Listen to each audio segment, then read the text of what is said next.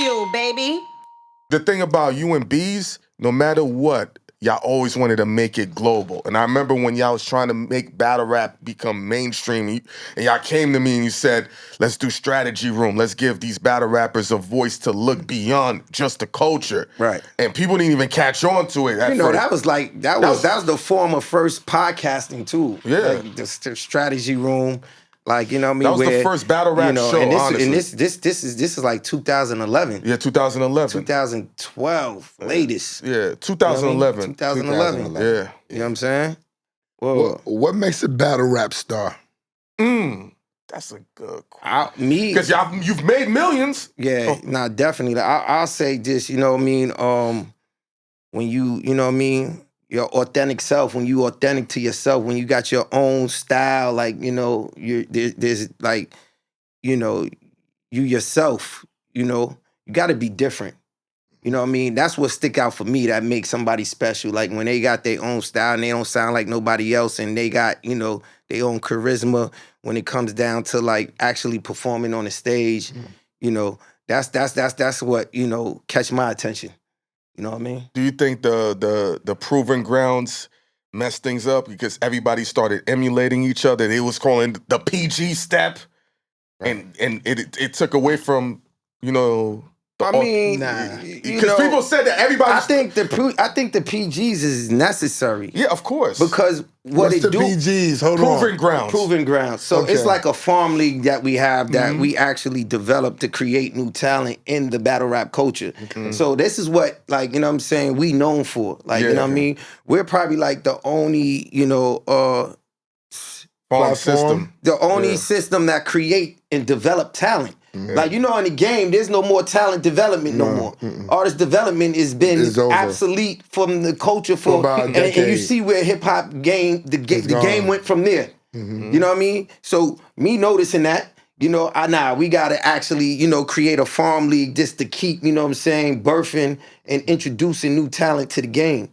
So we got, you know, a farm league where we get new talent to go up against each other and we develop them and grow. And do they get paid along the way too, or everything? Yeah, sometimes, everybody get paid. Like, you know what I'm saying? Nobody, you know, we started a whole new industry within inside the hip hop culture where, you know what I'm saying, battle rappers could get paid. Let's talk about that. Okay. Battle rap was something that you used to just do for credibility on the street corner, just to say that, you know what I'm saying? You just have bars and use that nigga and you nice and that's it. You know what I'm saying? My brothers and myself, you know what I mean, actually, you know, formulated and created a way by like just taking chances and, you know, renting venues early on and selling tickets, you know what I mean, getting the money and then, you know, breaking it throughout, you know what I'm saying, whoever was on that card just to like, you know what I'm saying, you know what it is? Generate, you know what I mean, money for the MCs for doing something that they love to do.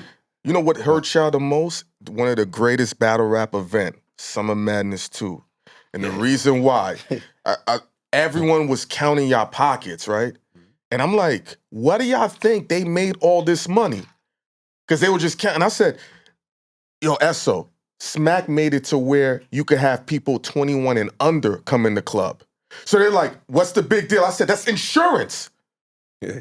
That's one, security. They was really counting his pockets. They can't buy drinks.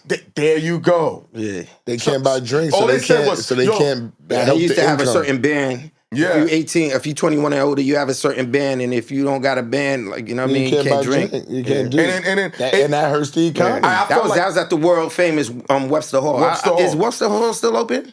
I think it's closed. They remodeled it and opened it, but I'm not sure if they're still active. We made history in that building. Yo, that's one of the... Diddy was going crazy. We had the number one, like, what was the records? I think we was like number one. We tied for number one? Yeah, we tied for number one with Rolling Stones and the Killers. Yes. In that venue. And no other hip-hop yes. artist or entity ever came through that building and sold the amount of tickets that we did. Yo, Esso, this is one of the greatest police used to shot, hip-hop, you know, hip-hop police Sean and them back in the days. Yes. You know what I mean? They had the whole block locked off, you know what I'm saying, when we used to have our events. Like, shit you know was what I mean? magical, dog. Like, no disrespect, but I just remember just Diddy humping Busta Rhymes. God. It's on camera. They're like, oh my God. It's true. Yo, Smack. That's Mexican city. I was on the stage. I ain't seen nothing, man. I ain't seen that. I ain't seen nothing, I man. thought I saw Smack nod his head like, yeah. Not in that way. Let me clear it up. He was just showing them brotherly love and hugging them.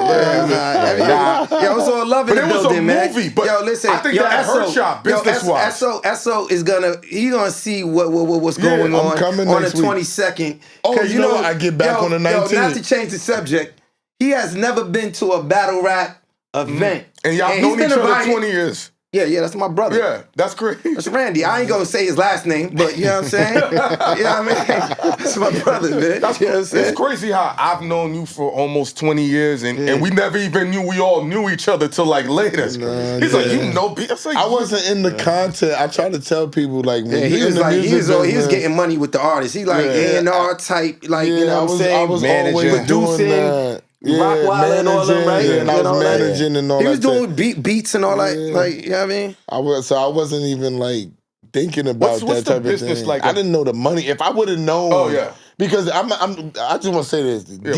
Deshaun, shout out to Deshaun. Yeah, shout out to my brother D. Deshaun is the one that put me with Smack, and he was like, "Yo, you, Smack, Beasley, I gotta find a way for y'all to work this shit out because y'all could be great together." He said, "I'm doing work with them, but you could make this shit go to the next level." But I didn't understand it, no lie, and I just couldn't figure it out because he was telling me everything. And I was like, but you gonna do what? Just like the URL. I said, but you gonna do what? And how we gonna make the money off of this? And I'm coming from a dude that was a party promoter. That was my first thing. But I never understood back then the power of sponsorship and stuff like that. Yeah. Everything was, yo, my man got the drugs. Oh no, son, let me get 10 grand. You know what I'm saying? I got to put this show on. I'm going to make the money back. Boom, boom, boom. And let's add on, because Esso and I had spoken about that on a solo episode about how y'all put battles together. And people were going crazy. Like, y'all don't know shit. And I'm sitting there like, I knew how many NBA players wanted to sponsor battles for matchups that you were like, that ain't good. I'll pay for it. I'm like, all right. Now, battle rap is a worldwide phenomenon or a cultural sport. Mm-hmm. I like to consider it as a hip hop sport. You understand what I'm saying? You know, round for round, we got rounds. You know, it's a sport. It's entertainment. You got music involved. You got the DJ for the intermission. You got the ad lib. You got the MC. We got all that. So you know, there's a lot of fans and there's a lot of people that appreciate the art form of battle rap and. You know, there's people that are in position that like to see and sponsor certain battles. Yeah, you understand what I'm saying? Nothing wrong with that. Yeah, that's just basically what it is. So like, you know, that's just like always been like, you know what I'm saying? My thing, you know what I mean, is basically finding outside, you know, entities to come into this culture to really blow it up. So we could basically bring it to the next level. Need that. You know what I mean? And I've been doing it for years. I've been doing it for years. But they don't understand. Let me just say this, Matt. It's what we talked about off camera, right? If they don't understand business, they don't know what you're doing. If they don't know what you're doing, you know what they're looking at that, fuck this nigga doing, he think he doing. They don't know that you're trying to make this thing bigger and cross it up and make it more about the money for them. Right. Trying to help them earn a better living and get more battles because there's more money involved. Yo, we could do this, nigga, every week like they play basketball, nigga, if we got the funding. You know what it is? Exactly. It was always, what's about to say? It was always by design. Like when we first sat down and we would all speak, we would always look to bring battle rap into bigger venues where they had mainstream artists at and show how much the interest level was by selling tickets and packing a building. That's how you make real statements. And that's what we've always tried to do. We've always tried to elevate the perception of the culture. A lot of times people thought battle rap was just something that was for amateurs to do because back then, you know, dudes would battle for the opportunity to get the ears of a production company like a Rough Riders or a Rock Wilder. Oh, this kid is really nice. And that's when you had all this development. So they would take that battle MC, bring him into the studio. They was taking them, trying to help them do songs. Exactly. It was mad people that... But guys were just battling for reputation to get the opportunity to get a record.